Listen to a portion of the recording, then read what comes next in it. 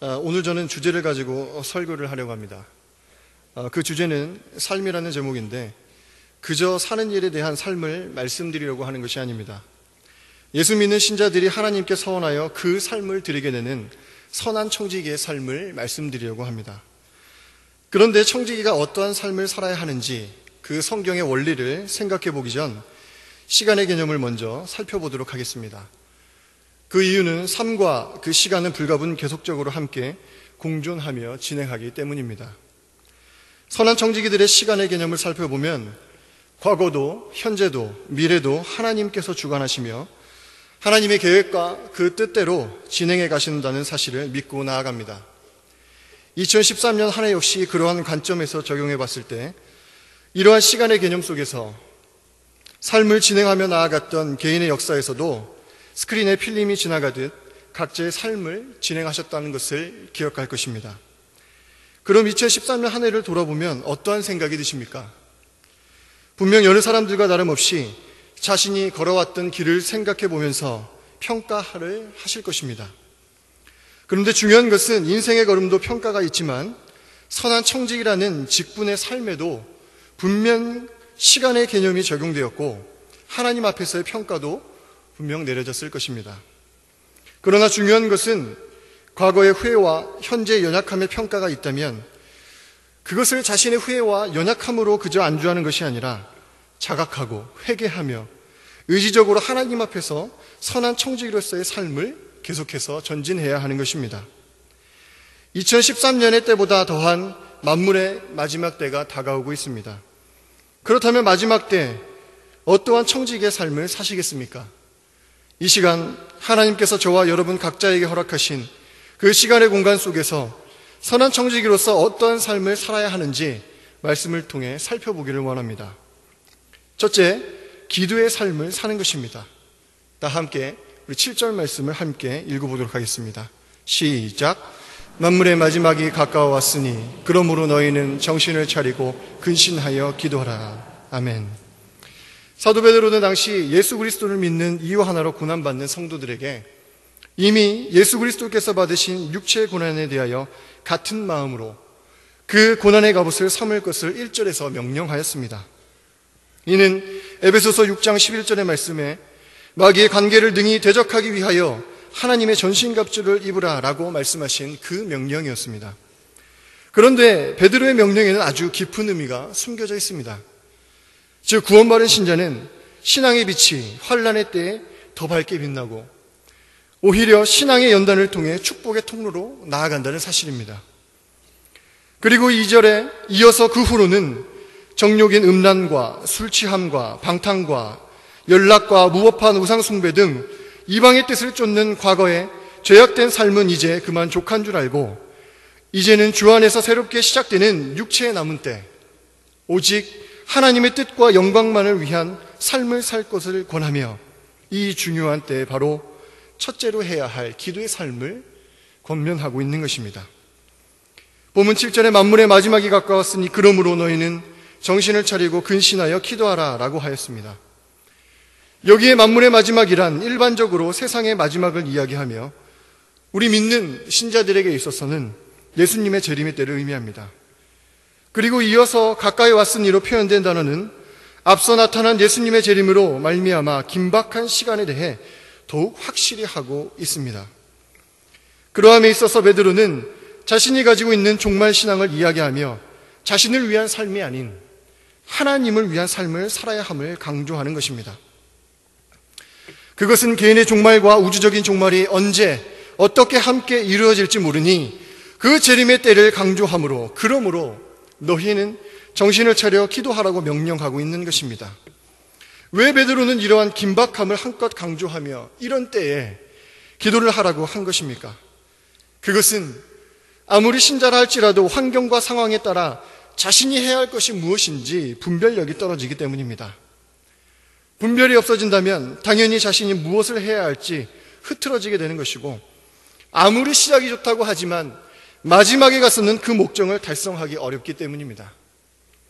그러하기에 정신을 차리고 라는 단어에서 알 수 있듯이 마음과 정성과 뜻을 다해 정신 차려서 근신하며 다시 말해 정신을 맑게 침착하게 기도하는 삶을 살 것을 명령한 것입니다. 그러므로 어떤 환경과 상황 속에서도 요동함 없이 기도할 때 그 삶을 하나님께서 이끌어 나아감을 기억하며 전진할 것을 바로 성도들에게 명령한 것입니다. 성도님 여러분, 저와 여러분은 어떨 때 기도를 하게 됩니까?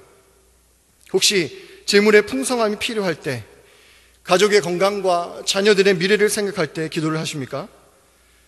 아니면 기업의 번성과 매출의 증대와 내 삶의 윤택과 함께 무병장수를 위해 기도를 하십니까?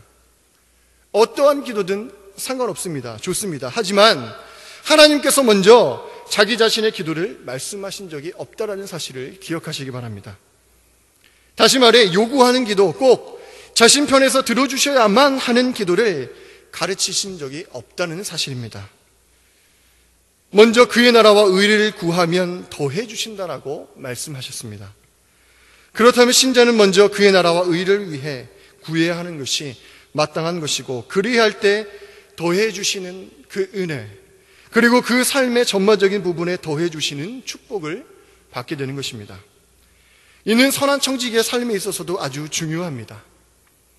청지기로 그 삶을 선하여 나아가는 일에 있어서 자신의 연약만을 내세워 난 할 수 없고 내가 어떤 일을 감당해야 할지 스스로 두려움에 빠져 기도의 우선순위를 잊고 만다면 그 청지기의 삶은 온전히 하나님께 나아갈 수 없는 것입니다. 기도는 하나님과의 영적인 교통수단입니다. 아뢰고 고함으로 하나님의 뜻이 나타내게 부족함이 없도록 하는 것입니다. 그러하기에 선한 청지기라면 이러한 원리를 기억하며 하나님 앞에 기도함으로 그 동력을 삼고 삶의 모든 부분에 있어서 기도로 진행해야 하는 것입니다. 이러한 사실을 깨닫고 나아감으로 기도의 능력, 성령 충만함을 늘 삶 속에서 체험하심으로 만물이 가까워오고 있는 이때에 정신 차려 근신하고 또 정직하고 바른 기도를 드림으로 하나님의 뜻을 이루시기에 부족함이 없는 경영의 모든 성도님들이 되시길 바랍니다. 둘째로 최우선적 사랑의 삶을 사는 것입니다. 우리 다 함께 8절 말씀을 함께 읽어보도록 하겠습니다. 시작. 무엇보다도 열심으로 서로 사랑할지니 사랑은 헌한 죄를 덮느니라. 아멘. 7절 말씀에서는 먼저 기도의 삶을 살라고 명령한 베드로는 이어지는 본문 8절에 무엇보다도 열심히 서로 사랑할지니 사랑은 허다한 죄를 덮느니라 라고 하였습니다. 여기서 무엇보다라는 말씀은 그 어떠한 일보다 사랑이 최우선의 삶이 되어야 한다는 말입니다. 우리의 목숨이 끝나는 날까지 그리스도의 영적 형제들, 바로 사랑하는 삶에 최선을 다해야 함을 강조하고 있는 것입니다. 그 이유는 하나님께서 그의 자녀된 우리 모두에게 서로 사랑할 것을 명령하시기 때문입니다. 이러한 사랑은 뜨겁고도 열렬한 사랑, 그리고 그리스도 안에서 한 지체된 청지기들이 나누어야 하는 사랑을 말하고 있는 것입니다. 그리고 이어서 서로 사랑할지니 사랑은 허다한 죄를 덮느니라 라고 하였습니다. 사랑할지니라는 말 뒤에 원문 성경에는 접속사 호티라는 것이 나타납니다. 이는 뒤에 이어지는 말씀이 사랑에 대한 이유를 나타내기 때문입니다. 죄를 덮느니라, 이 말씀은 죄와 허물에 대한 용서를 뜻합니다. 그럼 어떻게 사랑이 형제들의 죄와 허물을 덮을 수 있습니까? 그것은 여러 가지 견해들이 있지만 사랑의 행위를 통해 결국 자기 자신이 하나님의 심판대 앞에서 용서함을 받기 때문에 종말을 기다리는 성도들은 그 유익을 바라보면서 피차간에 뜨겁게 사랑해야 한다는 것입니다. 다시 말해 사랑의 행위 때문에 그 죄를 용서받는다는 것이 아니라 사랑의 행위조차 하나님의 무조건적인 은혜로 인한 구원이고 그것으로 말미암아 성령의 역사하심의 결과로 나타내기에 선한 청지기들의 삶에서도 이 사랑이 허다한 죄를 덮는 그것에 빠질 수 없음을 강조하고 있는 것입니다. 그러므로 진정 예수 그리스도의 몸된 교회를 섬기는 자는 교회를 중심으로 이러한 영적인 형제 간의 사랑에도 열심을 내어 끈끈한 사랑의 삶을 살고 나타내야 함을 잊어서는 안 되는 것입니다. 성도님 여러분, 성경에서도 이 사랑을 여러 가지 단어로 표현합니다. 우리가 너무나도 잘 알듯이 에로스, 필레오, 스톨게, 아가페 이러한 표현이죠. 그렇다면 저와 여러분은 교회 내에서 어떠한 사랑을 하고 있습니까? 연인들 간에 조건적인 에로스의 사랑을 하십니까? 아니면 부모 자식 간에 나타내는 본능적인 스톨게 사랑을 하십니까? 아니면 어차피 교회 공동체도 세상의 모임과 다를 바 없으니 우정적인 사랑, 필레오를 하십니까? 그런데 중요한 것은 오늘 말씀 속에서 사용된 단어는 아가페, 즉 희생적이고 일방적으로 저와 여러분이 받았던 그 사랑을 하나님께서 하라고 말씀하고 있는 것입니다. 그렇다면 저와 여러분의 직분에도 이러한 사랑을 해야 합니다. 나의 동역하는 교사들, 한 목소리로 하나님께 찬양을 하는 찬양대원들, 구역장으로 세워져 구역원들을 사랑하고 나아가는 것, 신방장으로 전도사님들을 도와 교회 공동체의 복음과 함께 사랑을 전하고 나타내야 하는 것입니다. 운동선수가 자신의 역량을 최대한으로 끌어올리기 위해 계속해서 연습을 하듯이 저와 여러분도 운동선수처럼 긴장하면서 계속해서 사랑을 나타내기 위해 전력을 다해야 하는 것입니다. 그래야 할 때 하나님이 세상을 이처럼 사랑하였듯이 영혼들과 자신의 사명 앞에, 그 삶 앞에 먼저 받은 그 사랑을 나타낼 수 있는 것입니다.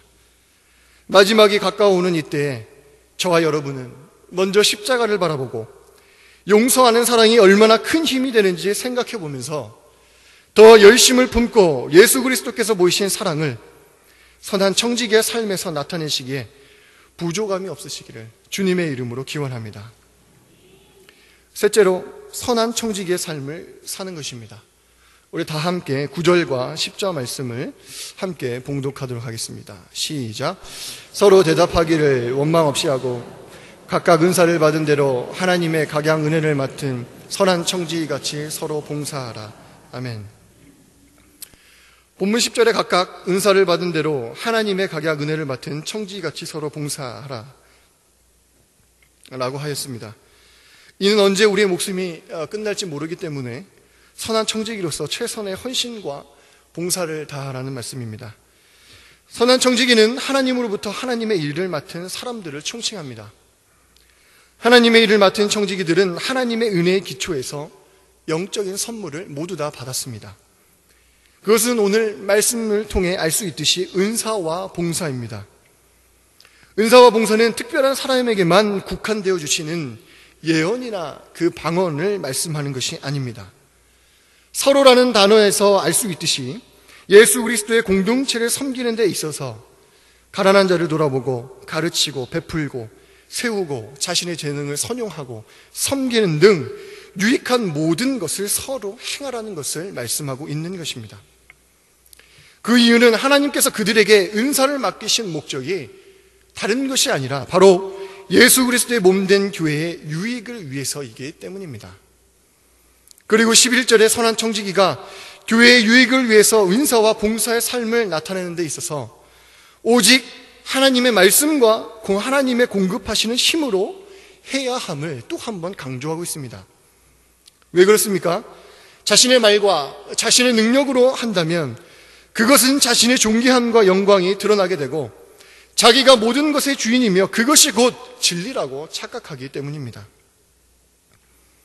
하지만 하나님의 말씀과 그 중심으로 자신에게 주신 은사를 선용함으로 나아간다면 하나님의 뜻과 일이 진행되므로 하나님께 존귀와 영광을 돌릴 수 있기 때문입니다.